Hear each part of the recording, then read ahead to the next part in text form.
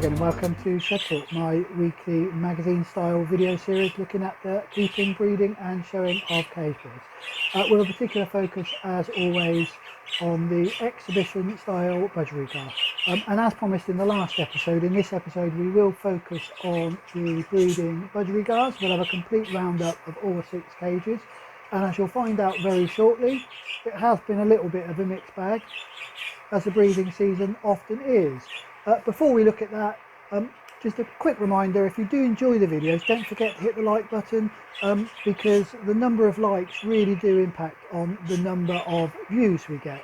If we get over 30 likes, then the number of views go up. Under 30 likes, and we have an average number of views, so to speak. So anyway, don't forget, if you enjoy the videos, do hit the like button, and it helps the channel. But anyway, enough of that. Let's not dilly-dally with the introduction. Let's get straight on and see how the budgerigars are doing in the breeding cages. So we're going to do the whiz round of an update on all of the breeding cages. Before I do that, I just wanted to say a big thank you to all those who commented on the video before last and gave some suggestions about what I might do with some of the chicks and some of the eggs, given the way the birds were breeding. It really is much appreciated, and it's always nice to see what other people are thinking in terms of moving eggs or moving chicks, and gives me some additional ideas about what I might do. As I go round, I'll talk through what my final decision is about moving the various eggs and chicks and the other birds, and my reasoning behind that. So what I did and my reasoning behind that, and why it may not have followed what most people or what a number of people had suggested in the comment section. Do continue to leave the comments. It really is really useful for me to get other people's ideas. Right, as always, we'll start with cage number 1 then. So cage number 1, the cage behind me, this is a yellow-faced opaline sky cockbird, fairly young, so early bred last year, which we crossed to a very large dark green. The cockbird's a very stylish bird, and the dark green has a lot of width, and is a big bird, but contains probably a little bit too much feather, certainly for my liking, so I'm hoping the two will work well. Now, in the last breeding update, you might remember that these birds went down very, very quickly. The hen, however, only laid 2 eggs, and only one of those was full, and we had this bit of a conundrum about what we would do with that egg, and I know lots of people suggested not allowing the hen to bring up just a single chick, and that's my view as well, is it's not always ideal, but she's a proven hen, so we know that she does feed, so she bred for us last year. So that was the consideration, and I know people were talking about moving eggs from cage 2 or moving chicks from cage 2 and so on. None of that actually happened, because the full egg didn't hatch, and on checking it had become addled. Not quite sure why. So with that in mind, I decided to remove those eggs and let this pair go down again. The hen is back in the nest box. She's not laid yet, but when she comes out, I've seen the cockbird thread her, so I'm hoping that he's filled eggs again, and that when she does start laying, we'll have a few more eggs and that they will all be full. Now, if she doesn't lay within the next week or 2, I might actually give her a bit of a rest and pop her back in, given that she only laid 2 eggs in the first round. So but hopefully, we're going to touch wood here, that she will start laying again. We'll have some more full eggs, and this time we will be successful with that particular hen. So that's cage number 1. We're halfway there with that cage, and hopefully we'll get through this second round. We'll have more eggs, like I say, and a bit more success with that. So that's cage number 1. What about cage number 2? So moving on then to cage number 2, which was and remains our most successful pair so far in this breeding season, and this is a cinnamon sky blue that we've crossed to a green. And the sky blue is a proven cockbird. He bred really well for me last year, but the hen, this particular hen in here, was a maiden. So she or the pair had managed, or she had managed to lay 6 eggs, all of which were full. So again, cockbird proving very successful. So we had 6 full eggs in here, and you might remember there was some consideration about moving some of the eggs, particularly because after the 4th egg there was a pause, and she then of about 4 or 5 days, and then there were 2 more eggs, and I particularly was worried that those chicks would be too small and would be lost in the nest box, and therefore wouldn't be fed. And that was the concern, and we were thinking about perhaps moving the first chicks from this box across to cage number 1, or maybe moving some eggs across to cage number 1, who was a known proven feeder.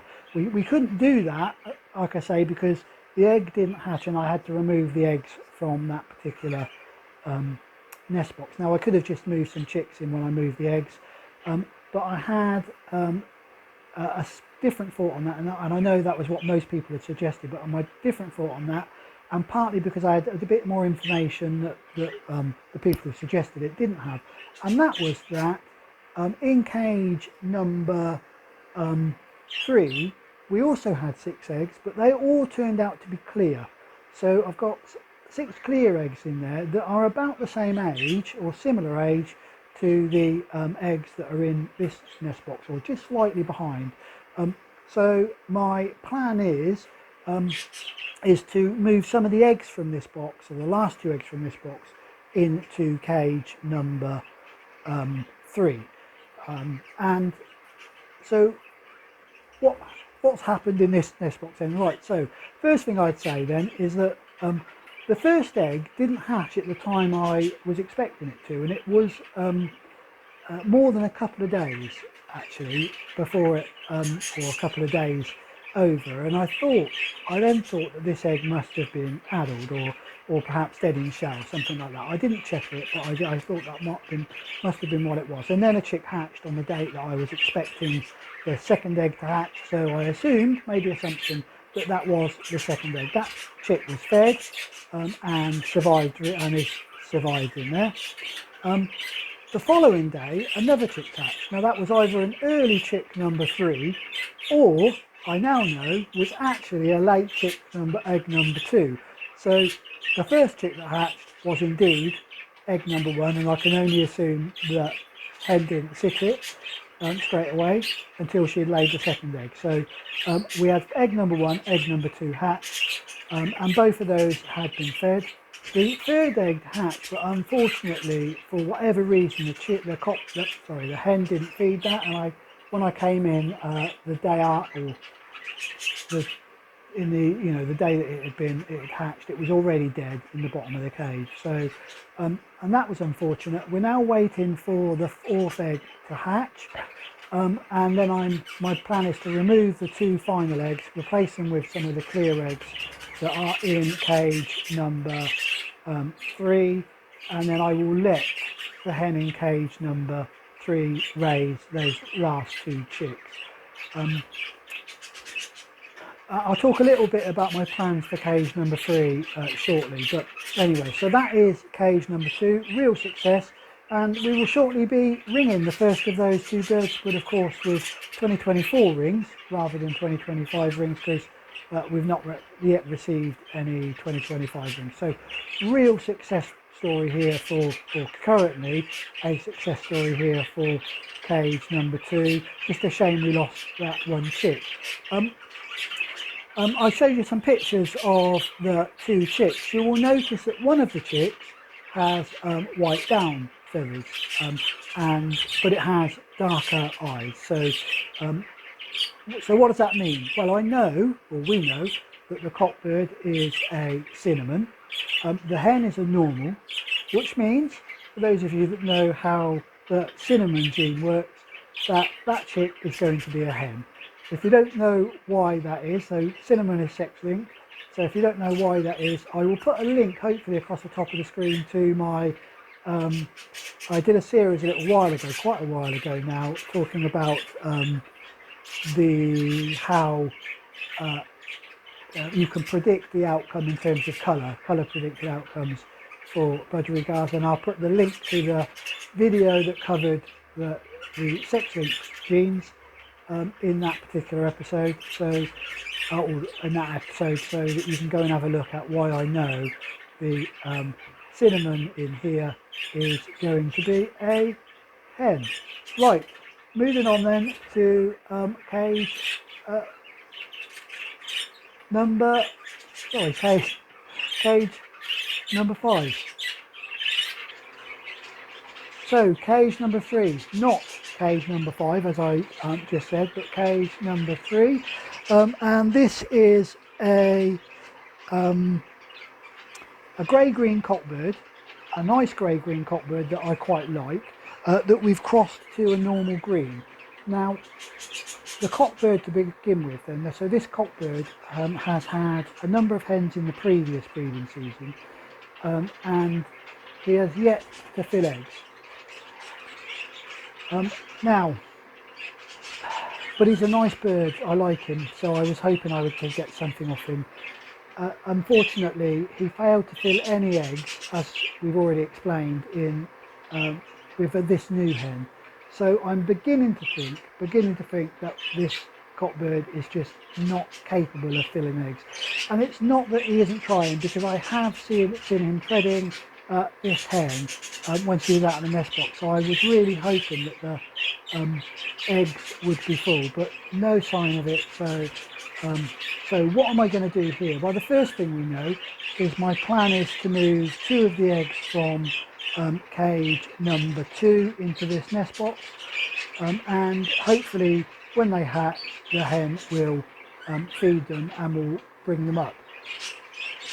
My plan is to, once the 2 youngsters, or if, touch wood, which she does bring them up, once the 2 youngsters are fully feathered and look like they're about to jump the nest, that period where the hen is spending less and less time in their nest box and more time outside the nest box, is I'm going to remove the cockbird. My reason why I'm thinking about doing that is because at that point, like I say, the hen is outside of the nest box. She'll have plenty of time to feed herself, and with only 2 chicks in there, it's not going to be overly stressful on her feeding herself and the 2 chicks. If it was a full nest box, then we would need both the cock and the hen to ideally bring those up. But with only 2 chicks, I'm hoping, or my expectation is that she will bring those out without it being too stressful on her. And by removing the cockbird, it means that I will break the pair bonding between the cockbird and the hen. Once the chicks have fully fledged and fully weaned, and I've moved them into the stock cage, I will then introduce a new cockbird to her.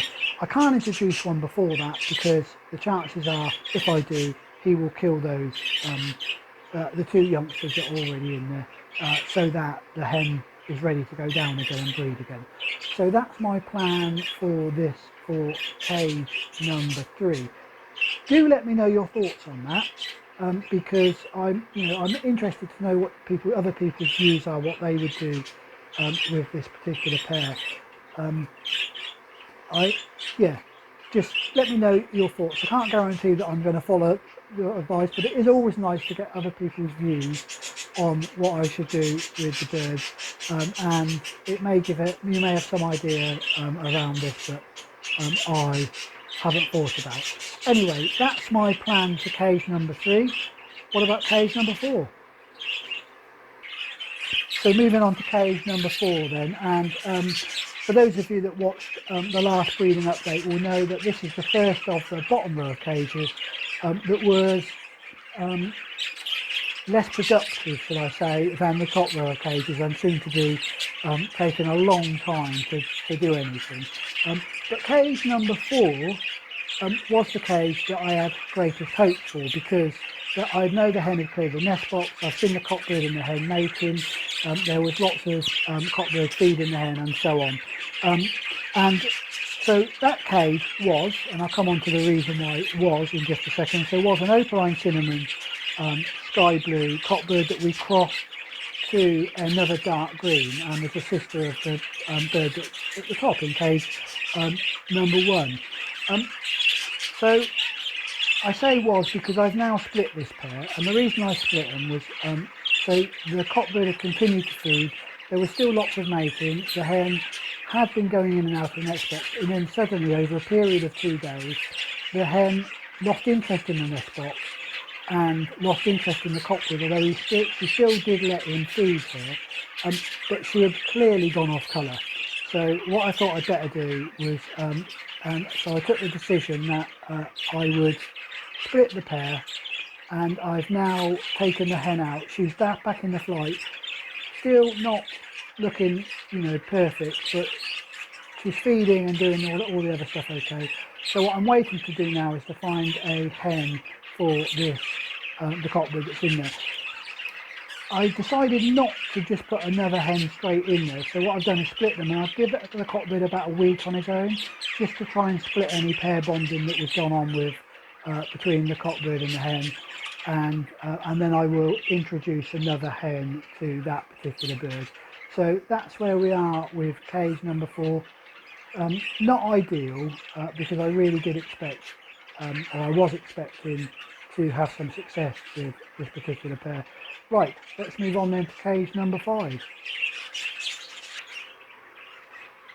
So cage number 5, this is another cage that wasn't doing very much the last time we looked at them, and this is a light green cockbird that we've paired to a, let me just double check, to a cinnamon, an opaline cinnamon sky blue, and the sky blue did well for me on the bench. Although when we look at her in the showcase, you can see her here when I show them.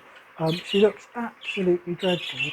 She looks a lot better in the cage as well at the moment. So I don't know why she decided to look so to present herself so badly in the showcase. I really don't. Anyway, less about that and more about the breeding success. So I did want to get something off this hen, and I also wanted to get something off this cockbird. And a cockbird is a slightly older bird, so probably his last chance in the breeding cage, a little bit like cage number 3. So now I was going to take the hen out, because a little bit like, or less unlike cage number 4, where we were expecting that particular hen to do something, we weren't expecting this hen to do anything. However, she's now, the cockbird and the hen bird are now showing lots of interest in each other, and I have seen the cockbird exploring the nest box, the hen exploring the nest box. So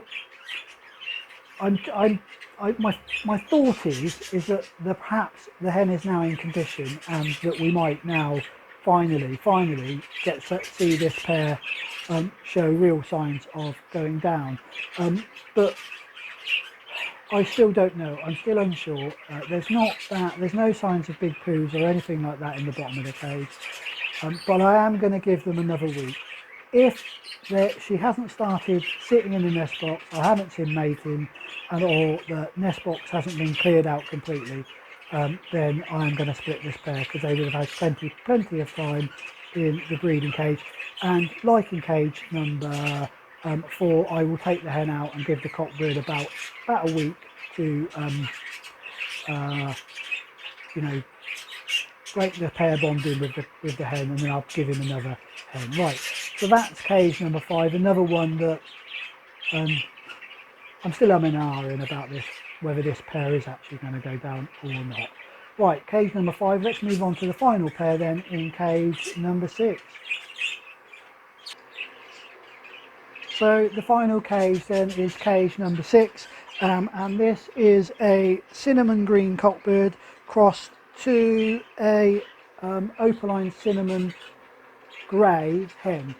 And again, in the last episode where we talked about breeding, I was ready to split this pair because they weren't getting on particularly well. They were showing no interest in each other. I think I said at the time they were just about tolerating each other at the soft food dish. Well, lo and behold, the week after I said that, it all began to change, and the cockbird and the hen started spending more and more time together. The hen started showing some interest in the nest box, although not going into the nest box. And after another couple of days, in fact just recently, so about 2 days ago, I saw the cockbird feeding the hen. So it does look as if finally this pair has realised why they're in the cage. The hen still hasn't been in the nest box, or at least it doesn't look like she's been in the nest box to me. So so I do need to keep an eye on that, but I'm going to give this pair at least another week. And if I see them mating, then you know they will get a bit longer than just another week. But if I haven't seen them mating in that week, or the hen hasn't been in the nest box, or I haven't seen the hen go into the nest box, there's no sign of her going in the nest box, then I will probably split this pair. But it's been a bit more, I'm a bit more hopeful about this pair than I was at the end of the last breeding episode. And it may just be hope, mightn't it? You know, I think we all are, you know, glass half full rather than glass half empty. Certainly I am when it comes to breeding. I'm always expecting it to be success, even when my heart tells me that there's something going on here. My head is probably saying, nah, they're not going to breed.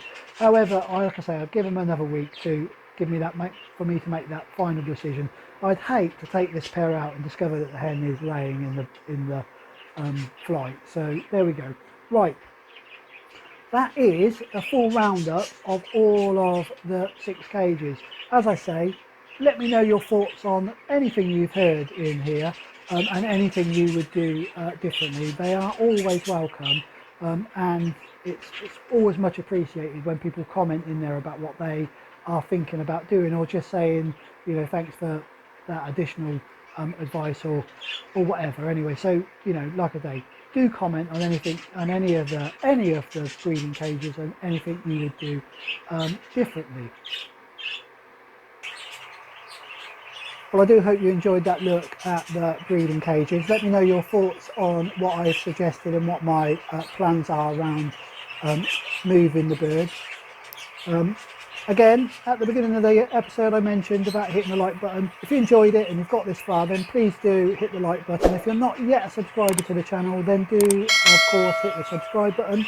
But most importantly, as always, do stay safe, enjoy your birds.